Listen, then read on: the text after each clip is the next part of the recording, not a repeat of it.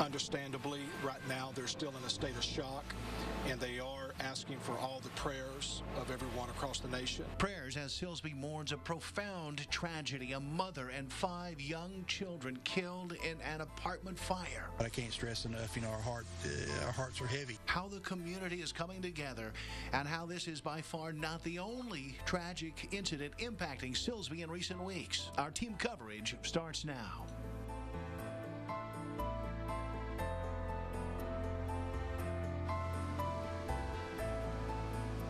It is, in fact, a community fractured by devastating news tonight. Thank you very much for joining us. For 12 News, I'm Kevin Steele. Erica is off tonight.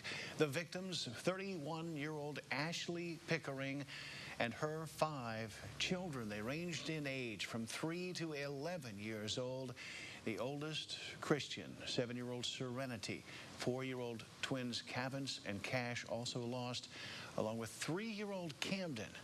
And they were lost to an apartment fire overnight just north of Silsbee.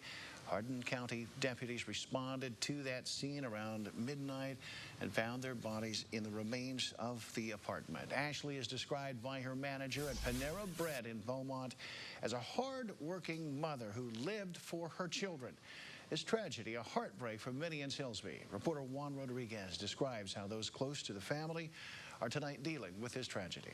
Kevin, it's a very tragic. The mother from Silsbee tells me that she hopes to not have to witness something like this ever again. Oh, gosh, of course not.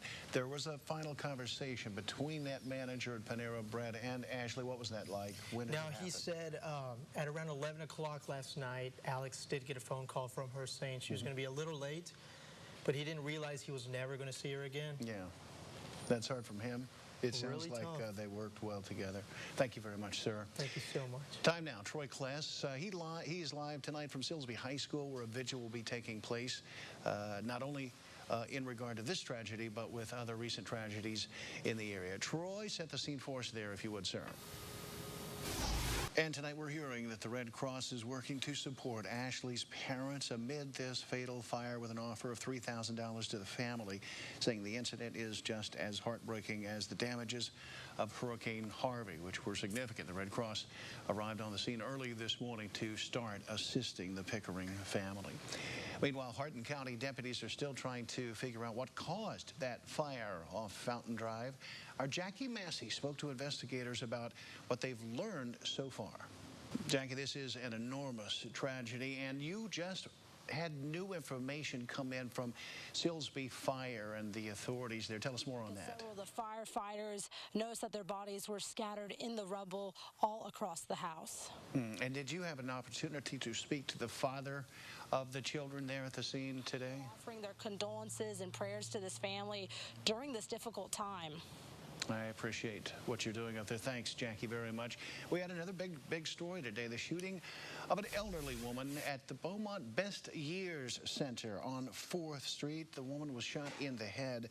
Let's check out the investigation with 12 News reporter William Blanchette, who has been at that scene this afternoon. William? Well, Kevin, we did receive some good news. The woman who was shot in the head is in stable condition.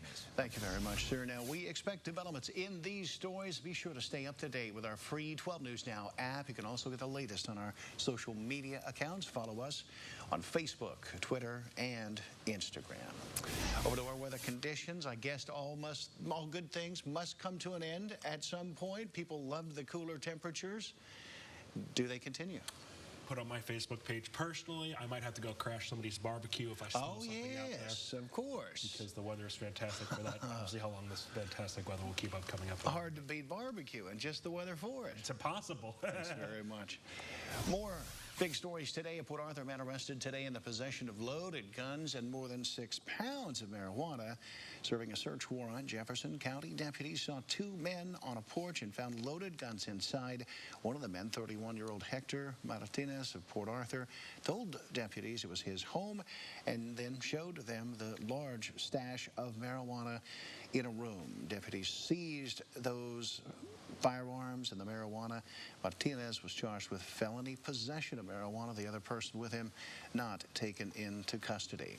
Meanwhile, a Beaumont man has been formally charged with attempted murder. Police say 28-year-old Brandon Barry stabbed his 27-year-old wife Alexis several times. This incident happened back in September on a Cole Lane in Beaumont. When police arrived, officers say Alexis had been stabbed several times. A witness told police Barry stabbed his wife with a screwdriver and then a knife during an argument. Kevin Steele will be a happy camper for the weather as we get into early next week. Rumor has it he's already going to call in sick. His words, not mine. We will have to see if that ends up being the case or not.